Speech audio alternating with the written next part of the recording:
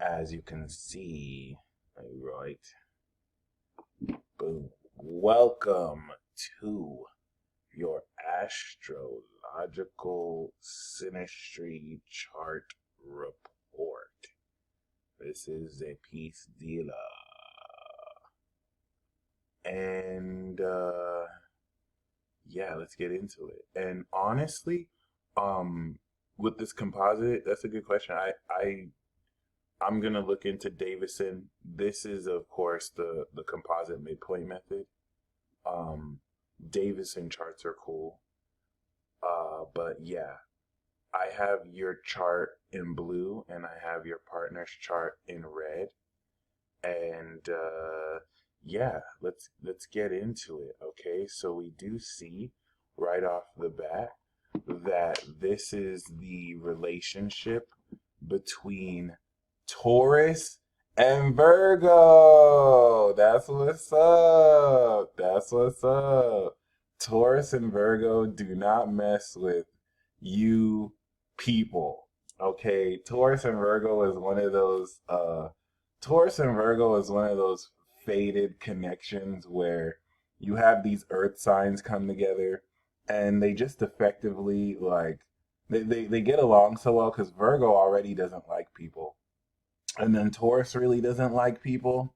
And then Virgo and Taurus come together and they get to share in excitement of how much they don't like people together.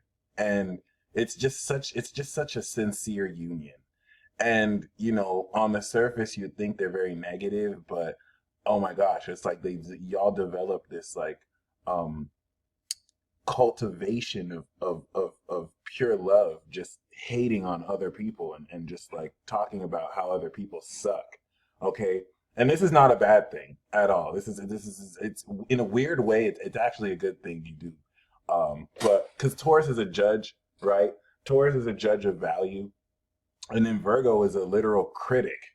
So like, both of these signs have a lot to gain by coming together. In fact, Taurus can strengthen Virgo's ability to hate people by grounding Virgo with solid values. And then Virgo teaches Taurus how to more effectively hate other people. And like showing Taurus, hey, you're a little bit too stubborn here. You can see you want to analyze this like this way, and this will also help you see that. And so it's just so amazing. But jokes aside, this is actually one of the dopest connections ever. Two earth signs coming together that feels really, really good. Okay.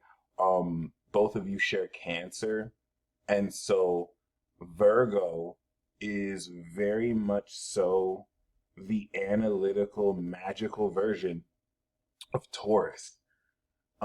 Taurus and Virgo, in my opinion, are the realest zodiac signs. Like, there's no one realer than Virgo. Virgo is too real. Virgo is the realest. And then Taurus is the most solid. And the only zodiac sign that you can say is real, you can even put Scorpio in there, but Capricorn. Capricorn is the greatest. Um, you can argue that Capricorn is even realer than Virgo and Taurus, but we gonna give that to Virgo. We gonna give that Virgo. You're the real. We just gonna say Virgo. You're the realest. And Taurus, you're the most solid. I swear to God, when why did every Taurus and Capricorn, why did every Taurus and Virgo, when I said Capricorn might be the realest, all the Tauruses and Virgos are like, okay. I just felt Virgo rolling their eyes like, okay. Y'all stop playing Capricorn like that. Capricorn's real, especially when the money's right for them. They'll know how to. But like, don't play Capricorn. Like Capricorn has integrity. Capricorn is real. But like, yeah, Virgo, Taurus, hands down, hands down. You're not getting any realer than those two. Taurus is literally down to earth. Okay, that's the only reason why I can't give it a Cap, because sometimes Capricorn be up in that mountain. Capricorn be up in that mountain peak, putting their nose up. Like, I don't mess with you peons. Like, I don't even need to go down there. Like, I'm gonna send people down there. Taurus is actually down here with us. You know what I'm saying? Virgo is actually down here with us. So like they real. And I'm not gonna say Capricorn isn't down to earth, but it is what it is. So um I have to mention Capricorn because your partner's North Node is there, and so this is going to juxtapose with the mutual Saturn receptivity you both have, which is even more important because now this makes this union a karmic union, which means that you're meant to share some sense of responsibility together. So we know right off the bat you have your sun in Taurus, your partner has his sun in Virgo, and this now with his influence in magic, Virgo is the real magic of analyzation and reality. I just didn't want to say the real magic of reality because that sounded redundant. And then Taurus is the real value of judgment, the real judgment of value.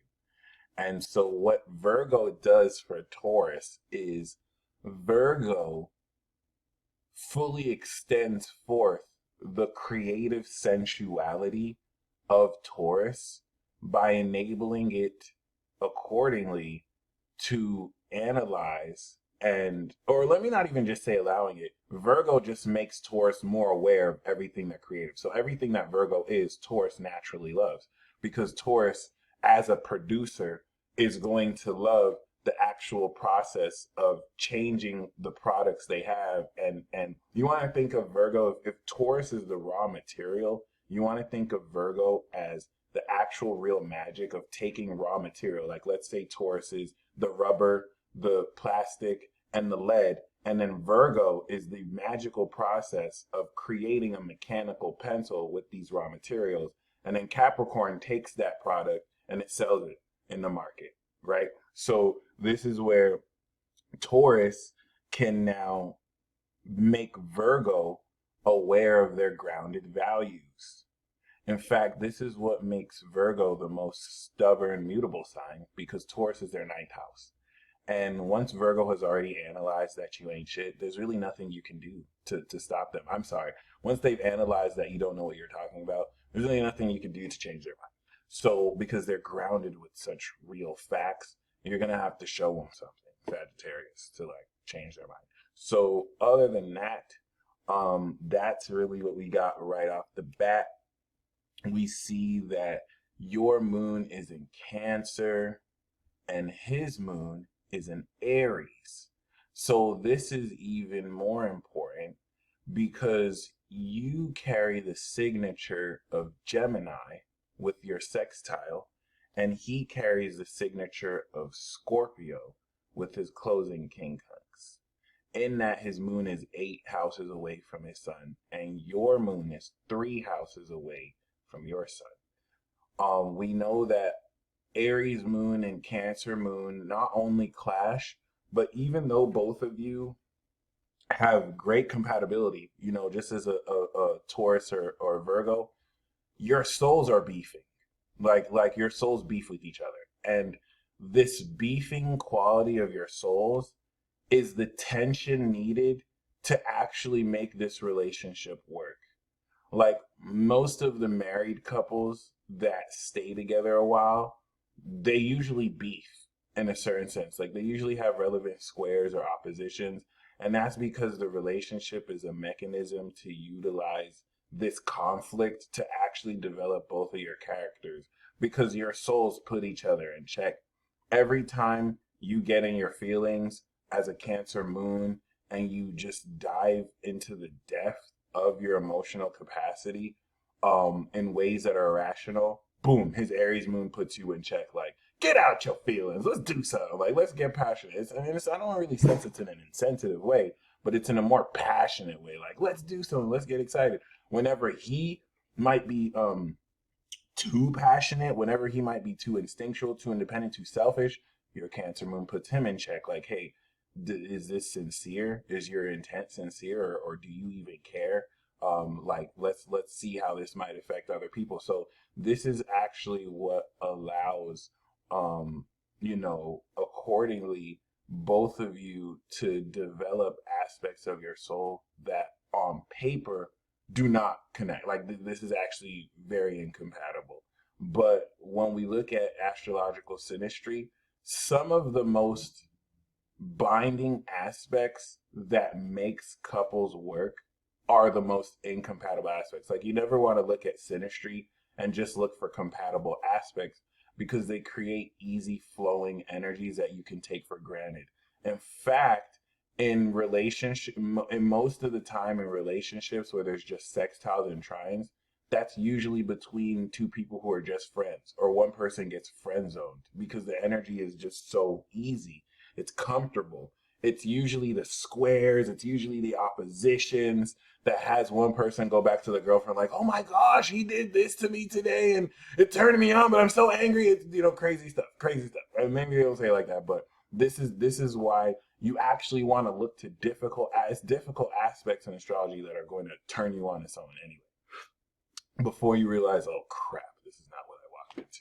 But then this is let you know, do what we really want to work through it. So, you have Chiron in Aries. He has Chiron in Aries. One very important thing I want to establish concerning this synastry report is that you were born 94. He was born 93. You both have Saturn in Cancer. I mean, you looks like Saturn retrograded and then came out of Gemini and back into Cancer. So both of you were in the same incarnation plane. You both have the same karma, so very important. And you were in the connecting flight. So he was born with Saturn in Cancer, North Node in Capricorn, and then Saturn went back into Gemini, came back into Cancer, the North Node went into Sag, and then you were in the connecting flight to go to North Node Sag. So both of you have adjacent destinies and the same karma. That's like saying both of you have the same mission, but different destiny paths. Let's say both of your mission is to establish sincerity and establish greater, emotional intelligence in community. Well, his destiny path enables that through more constructive and commercial channels, integrating this in the system. You take that same karma and you walk through the destiny path of now exploring adventurously how to get the philosophy of this idea out of here. And because both of them are next to each other, they're not directly compatible, but they literally work hand in hand because they're next to each other. And this is what allows the narrative he was born with to set you up naturally. The reason why this is important is because this lets us know whether you're connecting with a soulmate that has an age difference from you, or whether you're connecting with a soulmate that is pretty much incarnating in the same, connection. And why this is important is this automatically lets us know that you and this individual came from the same past life together. Even though you have different south nodes, they're within a 30-degree orb. And so you're coming into this reality from the same incarnation plane. Okay. This is kind of interesting because you have this very peculiar aspect in your chart with this second house energy, where with Chiron in your 8th, you're dealing with a lack of inauthenticity directly. So people can falsely accuse you of being, lame or weird, when it's literally just the projection of their insecurities towards you. And this is something you actively draw from people so that they can play themselves. And this is what your partner also reinforces to make sure that he provides analysis to let you know how these motherfuckers got you fucked up. I'm gonna just be honest. And this is what aids into the innovative transformation of your self-esteem as a Virgo rising, and how much more powerfully you can deal with others in partnerships. And thank you, Talk to Him. So keep this in mind, because once again, as a Virgo rising, it's very amazing to have the man's sun of masculine expression in your first house. And so his spirit literally mirrors your personality. It's been cited in certain articles that, and I want to say this first and foremost, it seems, and this is very common with Virgo and Taurus, it seems like just being you gets people in their, it gets people's panties in a bunch. And this is where you need to be careful because you and him are going to mirror this. Both of you are going to have your own experiences of this. But it's almost as if like him more than you may try and seek rational understandings as to why people are acting completely irrationally. So don't like if both of you have this dynamic where you both share stories about people just, being like just hating on you for no reason. This is really just a lot to do with Uranus and Libra. You both of you have that Uranus and Libra opposite Chiron and Aries. That's really what it is. Like people are just going to be more willing to look at stuff. But you need to understand it's irrational. So it's not about what you're doing. It's just everything about what you represent and energetically. Okay. And honestly, yeah, anyone who's hating on that level is either some kind of peon or just not even important. Okay. Because as a Taurus, you're a queen. Let me just be honest. And then he has his AC in Libra. So he is a very specific sense of legend as a 12th house Virgo sun that also doesn't really open him up to waste time with other people's opinions. So you in most articles you'll see that the moon in the first house is very indicative of married couples. I would like to extend that regardless of marriage or not, the sun in the woman's first house is very key because it's not I don't want to throw out the word twin flame, but there's a twin aspect here in that there's a constant mirroring in your partner's spirit and how you actually personally express yourself. He's going to reflect back to you and vice versa, your personality. And this identification is going to be a strong basis for how you connect. We also know that his Pluto, both of you are Pluto Libra, and his Mercury, Pluto, and Uranus and rising in your second house allow his personality to be the identity of your value. And this is so very important because having his rising sign in your second house, which is also your eighth, is going to transform your awareness of your own value, which is why I'm saying, like, as a Virgo, as a Taurus, you already know that these people got you fucked up. Okay. We know this is a working narrative in your chart because you're overcoming this, especially for the first time as a Libra Pluto. And when I mean that people got you effed up, common decency, basic respect, and common sense. There's so many people walking around stupid as fuck. And so, like, you having to deal with them is not fair to you. Like, people should already know basic common sense regarding, relationship issues. And so as Pluto and Uranus in Libra, you're here to innovate this directly. Chiron in your eighth is dealing with others, G-checking others deliberately, like, hey, you did this, and this was unfair, and this was disrespectful. I have a Cancer moon, so I understand how stupid you are, and I'm going to forgive you. Do it next time, and I'll smack you in the face so hard, you will forget what time it is. And I like that about you, D, because you're not only compassionate and eloquent, you got these hands. You got these hands mastered at 29 degrees Aries. So you can backslap someone before they even know what's happening with poise, grace, and finesse. And in a way that teaches them a lesson. Because as a ninth house Taurus, you're a teacher. You're a natural teacher. So I'm going to clap for you there. And this is where Eric, as a partner, helps you be more aware of how exactly, because Virgo answers how exactly. Taurus just gives you that general judgment. Like, okay, you guys clearly got me effed up. Your partner is going to show you exactly how people got you effed up so that this can add to your value by not just getting a general sense, but a specific sense with which you can use to utilize and change real time in the moment. And this is what's going to, with this presence, actually add money and value to your life. Because the second house literally puts money in your pocket. But him being, his personality being in the place of your value is going to give him a personality that is going to take his innovative personality, because with Uranus here, he thinks out the box. He's an instrument alien, okay, where you're a vessel alien. And this is what's going to take the genius nature of his social ability to express himself artistically and really have him, take cardinal action that adds to your worth and challenges your self-esteem. Because remember, this does square your moon. And so the logical and airy way that he expresses can come off as insensitive, but this is where as a Cancer moon, you're definitely going to help him tap more not into his own feelings, but to understand more his own emotions. Okay, thank you, Guided to Heal. So when we take this a step further, we know that you both have the same Neptune. Having generational aspects like this is like dating someone who you went to high school with, and you all listen to the same, you all were exposed to the same music, the same events that occurred.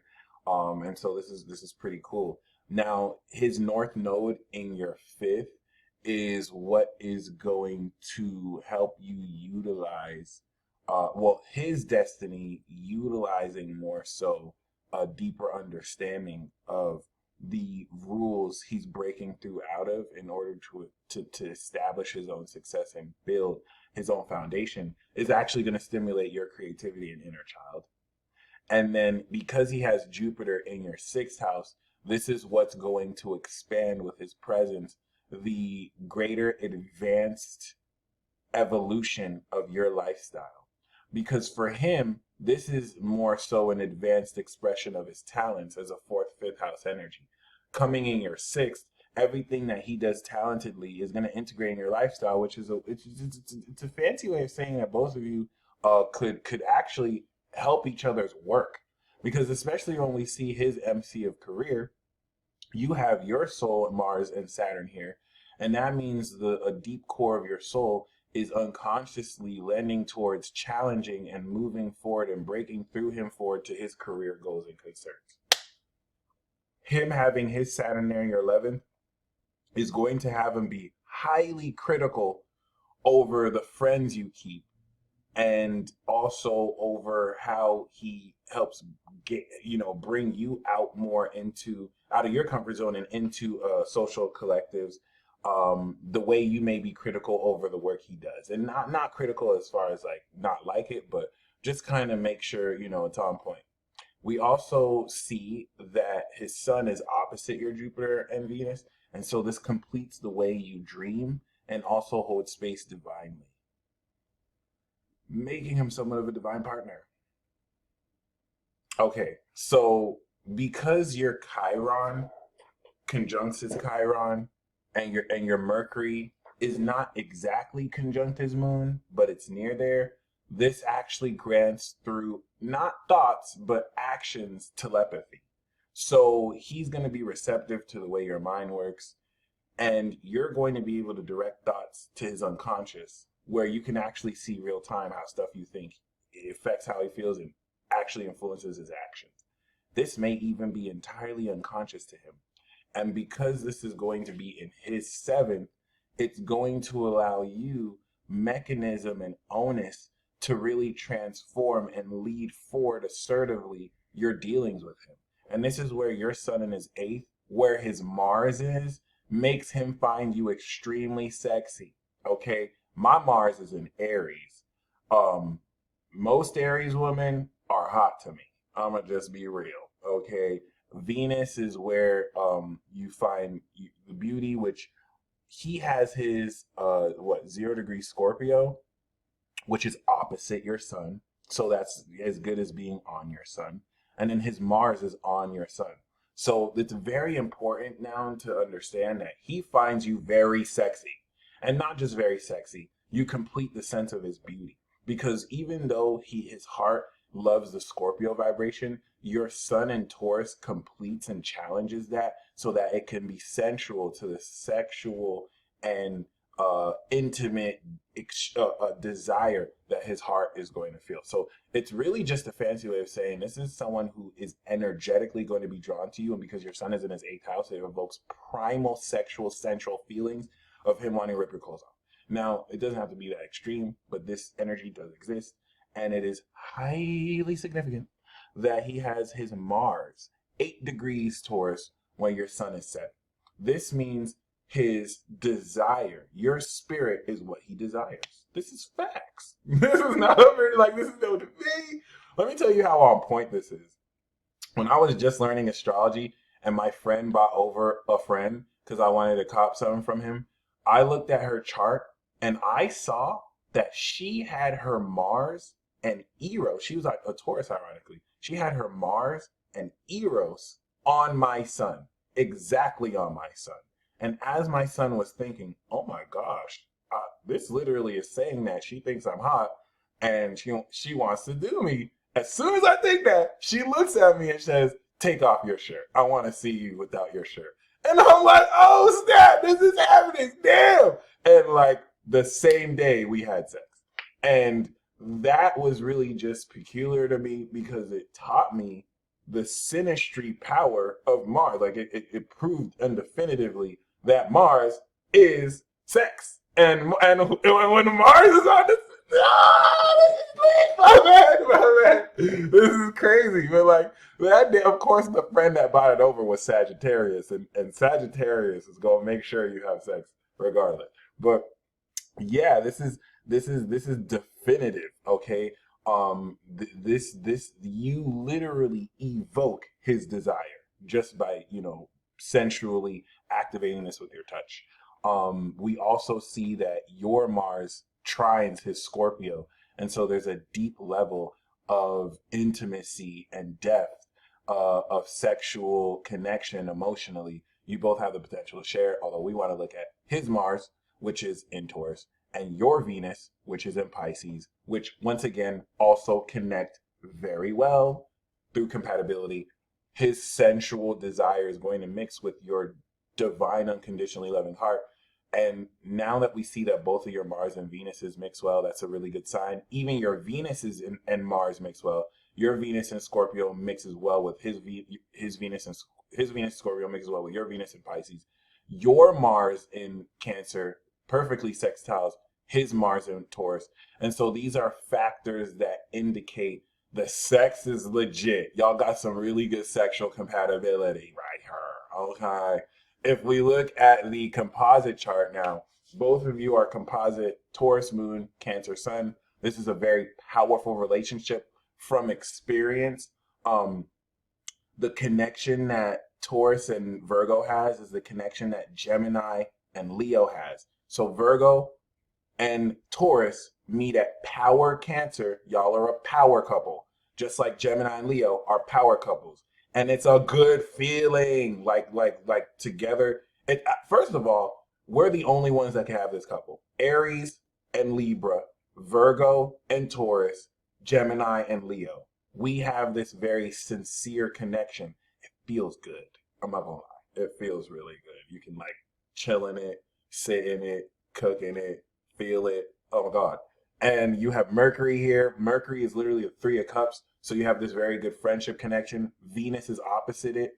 We know that's impossible because Venus can never be opposite the sun. So we want to interpret this. It is still Venus in Cap, but this is Venus in Cancer. Venus in Cancer is a 2 of cups. So both of you have this very sincere, this is proof that both of you are soulmates because both of you have the 2 of cups connection.